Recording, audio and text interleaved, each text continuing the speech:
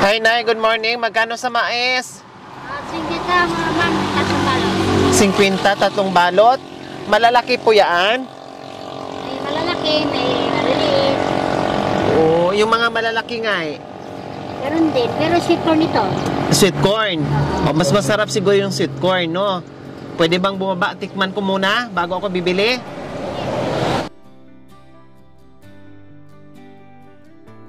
Ayan. So, bibili tayo ng sweet corn ni Nanay. Tikman natin kung sabi niya sweet corn daw ito.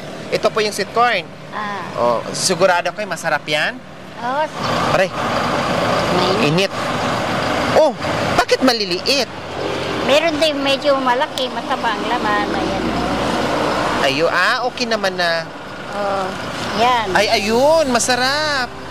Ang galing yung Nanay. Mamaya, bibilhin ko na lang to, ha? Ang galing yung pumili. Oh, ito yung masarap. Oh, malalaki yung butil. Oh, tikman ko nga kung talagang sweet corn pa talaga to. Saan po ito galing, Nanay? Inarin yan man. Inaangkat ho namin sa may bagsakan ng Ordaneta. Masarap. Bakit yung ito, Nanay? Ano yung sinasabi niyong ano? Ito? Ito yung meat purple. Pero yung malakit? Yun po yung malakit? Ganito rin siya. Yun. Pero mas mahal yung nilok, sweet corn. Mas mahal ang per kilo nito. Ito naman magkano? Sweet corn din yan, ma'am. Sweet corn din to. Oo. Nasaan yung hindi sweet corn? Yung tatluhan ang ano. Ito. Yan. Yan. Maliliit. Oo. Gusto ko yung sweet corn lang. Kasi ito na madalas ko na ito nakakain dito eh. Ito, isama mo na doon sa tatlo. Kasi may bawas na to. Ito sweet corn to, tama? Ito sweet corn. Sweet corn, yan. Sweet corn. Sweet corn. Ito sweet corn. Yung partner nito nawala na. Magkano ang balot? 50, ma'am, pang tatlo. 50. Ay, itong tatlo 50? 50 lang? 50 talaga. Akala ko 50 isang ganito. Ay, hindi. Ay, mura na no. O sige, bali 100 So, isa pa, no? Kasi nakain ko na yung nabuksan ko na yung isa. Pwede ako makiupo dito? Sige. Pwede. Yan. Anong pangalan niyo po? Dolores, ma'am. Dolores. Nana Dolores. Ilang taon na kay Nana Dolores? 56. 56. Ilan po ang anak niyo? 6 sila. Anong trabaho ni Mister? Wala na. O bakit? Sa makabilang buhay na. Kaya kayo nagsisipag na lang. So, sino kasama niyo po sa bahay? Yung mga anak ko. Mga anak niyo tapos, mga apo. Naghanap buhay. Ito talaga ang hanap buhay niyo? Pagtitinda ng mais? Matagal na? Ay, nandun pa kayo isa ko po sa kabilang titinda. Kwento niyo rin yun? Yung bata doon. Apo niyo? Wow, ang sipag niyo naman. Dati, anong trabaho niyo po yung buhay pa si Mister? Ay, ganito na talaga, sir. Tapos, naglalabada. Nung hindi pa ako nagtitinda ng ganito, ako, kasambahay. O tapos? Nung hindi na ako nagkasambahay, ako sa mais. Ibig sabihin, kasambahay po kayo dati. Tapos, hindi na kaya, may ipon kayong pera, galing sa pagiging kasambahay, nagtayo kayo ng negosyo na ganito.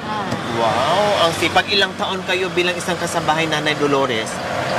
Matagal na rin. Mula nang malilit yung mga anak ko. Nagkasambahay ako dahil mahirap ang buhay ko noon. Tapos si Mister, anong trabaho niya habang kayo ay nagkasambahay? Ay, wala din. Kayo bumubuhay? Oo, kaya naranasan ko kami ng kumain ng lugaw. Minsan, di pa ako ng halian.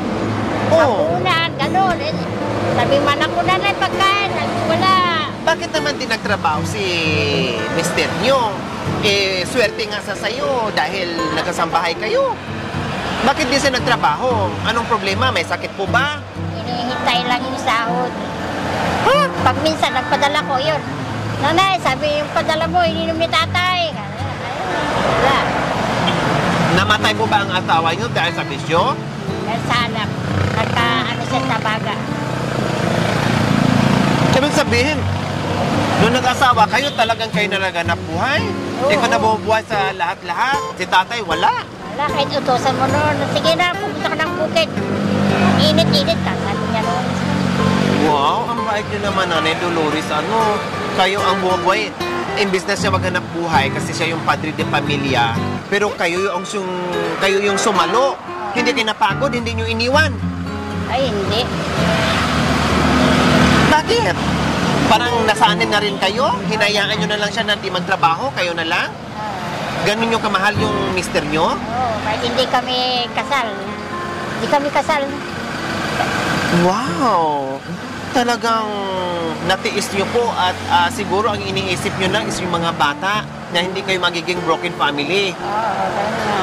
Yun ang iniisip nyo, nangibaba yung pagmamahal nyo. Natiis nyo po yun, Nanay Dolores? Natiis ko naman. Tapos nung nagkasakit na siya dahil sa bisyo niya, tapos buti sana kung nagbisyo siya, kung sarili niyang kayod, siya nagtatrabaho, tapos nagbawa siya ng pangbisyo niya. Hindi eh. Kayo yung nagtatrabaho, tapos pag pinapadalhan, ay nagsusumbong pa ang anak niyo na binibili ng alak. O ngayon nung nagkasakit siya, anong sabi niya sa'yo? Wala, hindi siya umiimik pa. O ikaw, anong sinabi mo sa kanya? Ayan kasi, ang napalabos, sa kaalak mo yan, nagkasing katuloy. O, anong sagot niya? Sabi naman niya, yung mga iba nga dyan, hindi na mamatay. Sabi niya, bakit?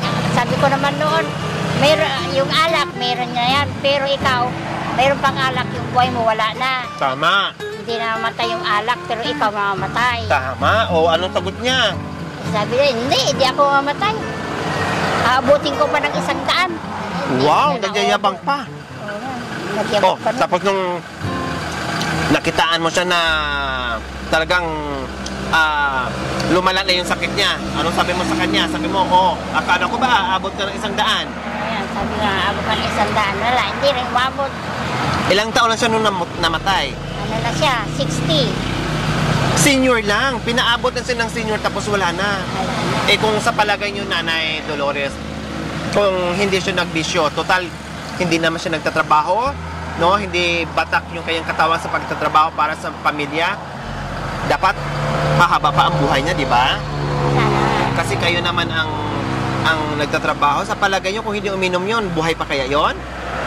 Siguro, buhay pa yun. Eh, walang, yung, may bisyo, alak, at saka sigarilyo. Ang lakas pa naman ng sigarilyo nun. Nako, pinagsabay pa yung dalawang bisyo, alat sa sigarilyo. Alak, sigarilyo.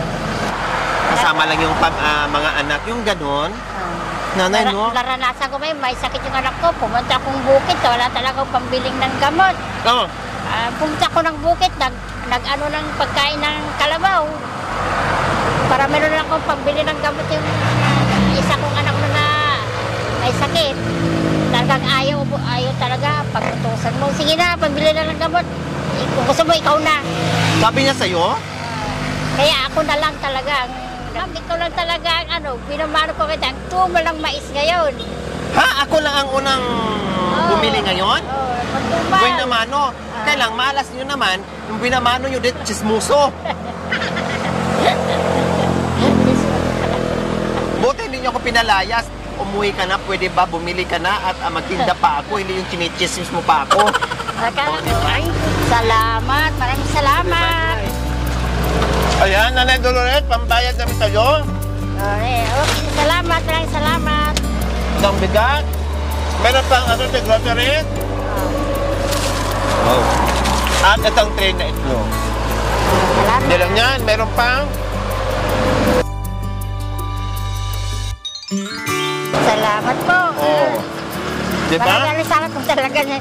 Ito, kahit meron akong pambili, meron pa akong bigas. No. O, ba't pambaon po ng bata pala? Yung mga anak ko hindi pumasok kanina, walang pambaon. Kawawa naman. Yung mga anak ko hindi pumasok dahil walang pambaon. Nagtinda po lang ko dito kahapon, wala rin po natindahan. Bakit naman? Ako nga dati, alay-alaya pa na nilalakad namin papuntang school. Tapos wala pa akong baong pera, wala pa akong kain. Papasok ako ng school. Dahil ayaw ko umabsent. Ha? Sabi mo na anak ko, Nanay Baon, magkapi ka na lang. Nasakit ang tiyan ko. Sabi na pag dumating ang nanay, sakit ang tiyan ko. Naku, ako nanay, ilang beses kong naranasan na pumasok ng school na walang kain, as in. Tapos wala pa ko ni piso. Pero tinitiis ko yun kahit nakikita ko yung mga kaklase ko na merong mini-merienda, binibili ng pang-resist nila na ang sarap-sarap, ilulunok ko na lang. Ini-imagine ko na lang yung mga kinakain, binibitbit nila, binibili nila na kunwari kinakain ko para sa tingin ko ay busog na. Naranasan ko rin yan, ma'am, nung nag-aaral din ako. Pumapasok pa ako nun walang tsinela. O, di ba? Tiyaga-tiyaga lang, tiis. Maraming salamat to. Ano ko pala nila. Masaya kayo? Oo, masang-masaya po. Ito, kahit marami na ako natabli. Malas ba yung buhay na mano nyo o swerte? Swerte, ma'am. Swerte. Swerte ang buhay na mano nyo. Kahit napachismis kayo, okay lang? Okay lang po. Ito, meron na akong bigas. May pambawang pa ng anak ko. May kompleto ricados. Sobrang saya po. Ito, meron akong pambawang ng anak ko. Mula kahapon, pumasok lang, half day. Kasi yun nga, mahal pa ng pamasahe, 100 yung isang anak ko na high school. Yung isa rin, 80, 20 nga pabalik. Papunta dito, pabundan, 20. Pabalik ulit sa hapon, 20. 40. Pamasahe sa tricycle. Pag walang income, hindi papasok ang mga bata kasi walang pamasahe, malayo. Malayo. Diyos ko. Okay, sige nanay. Ito, kahit paano makatulong sa pang-araw-araw yung pangangailangan. Okay, ayan. Meron na naman tayo napasaya. Isang mais vendor, mga kabayan, na napaka-sipag. Medyo minalas ng mister, pero sa sipag at tiyaga ni nanay, ayan, nabuhay ang mga anak at ito, kasama niya yung mga apo ngayon. Okay, nanay? Salamat, Nanay Dolores.